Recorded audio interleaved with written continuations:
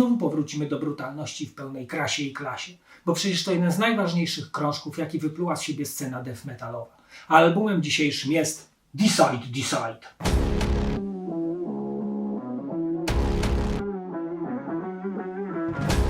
Zespół po przeistoczeniu się z kapeli o nazwie Amon pod wpływem wytwórni, która zwraca uwagę, że na płycie Kinga Diamonda Conspiracy jest kawałek Amon Belongs to Them, przyjmuje bluźniercze Decide, by pokazać, jak bardzo gardzi chrześcijaństwem. Stają się jednym z najbardziej wpływowych bandów śmierć metalu. W 1990 roku ukazuje się ich pełen nikczemności i zła debiut pod tytułem po prostu Decide. Na płycie większość utworów pochodzi jeszcze z demówkowego okresu Amona, oczywiście nagranych na nowo.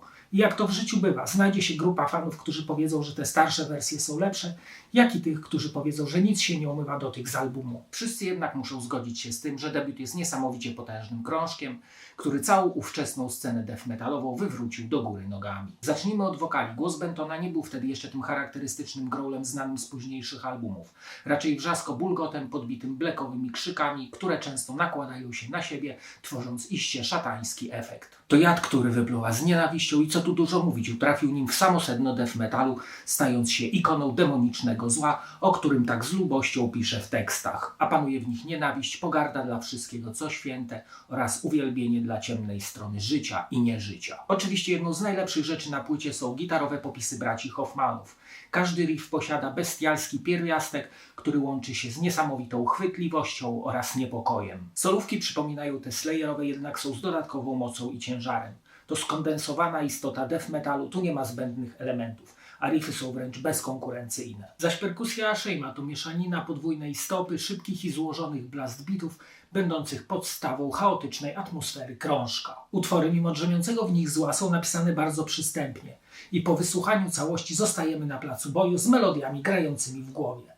Produkcja zaś jest złowroga, przyduszona, uwypuklająca mroczną atmosferę tego misterium. Kawałki nie zwalniają tempa. Co jakiś czas oczywiście pojawiają się groove'y, które szybko zostają zmiecione ciętymi ripostami gitarowo-perkusyjnymi. To wręcz wycie opętanych istot z innych wymiarów. W tych 33 minutach słychać inspirację Slayerem czy fascynację Venom, co stworzyło poczucie grozy, które słuchaczowi nie daje złapać oddechu. Debiut Decide swoim unikalnym rytmem uderza z siłą demonicznego huraganu, wprowadzając stan szoku, cierpienia oraz psychozy. Więc jeżeli boisz się tego typu doświadczeń, lepiej trzymaj się od płyty z daleka. Nadszedł czas, by posłuchać fragmentów tego muzycznego bluźnierstwa. Album rozpoczyna się zatrzaskującymi wrotami otchłani, po czym gruwujący rytm kawałka Lunatic of God's Creation zostaje porwany obłędem. Szalone gitary, ostrzał perkusyjny i nienawistny wokal Bentona powodują, że mamy do czynienia z całą masą intensywnych doznań muzycznych wykutych w ogniu piekielnym.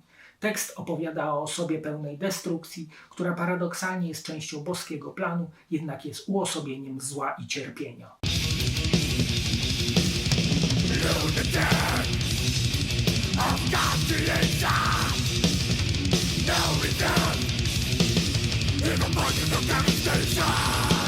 Oblivious of Evil to niesamowity ciężar riffów wraz z demonicznym wokalem Bentona, a całość podlana fajowym groove'em wprost do machania łbem.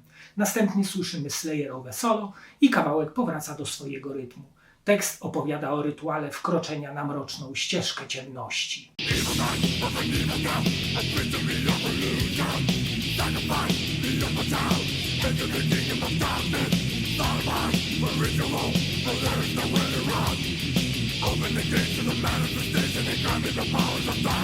Dead by Dawn to cholerna intensywność w każdym dźwięku, w każdej sekundzie.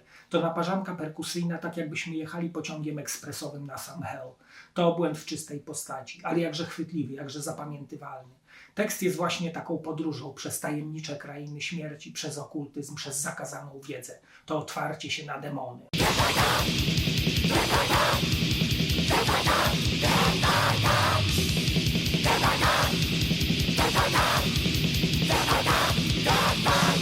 Album zamyka Crucifixation. To chaotyczna wymiana zdań między gitarami, basem, wokalem a perkusją. Ta paranoja sieka twoje ciało na krwiste carpaccio. Jest duszno od panującego zła, ale za to występuje melodyjne solo.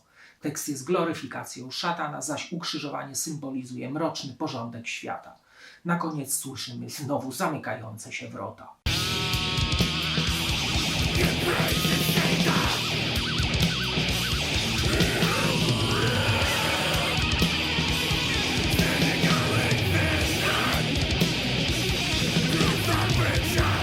Zapraszam Was teraz do obejrzenia fragmentu koncertu Decide, który odbył się w sierpniu 2024 roku w warszawskiej Progresji.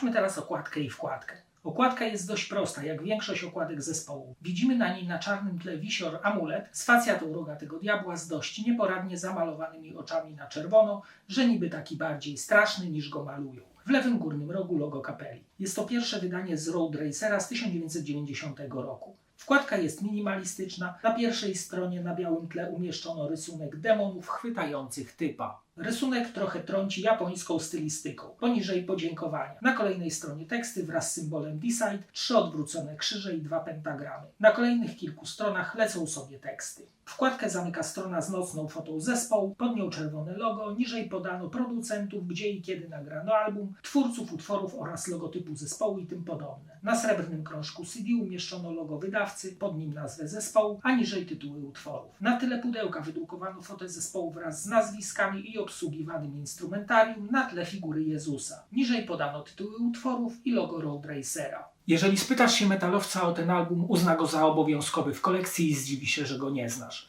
To pomnik wystawiony siłą zła, agresji i nienawiści. To najbardziej brutalne dzieło Decide i bezwzględny muzyczny geniusz. A teraz zapraszam do oglądania kolejnego odcinka. Cześć!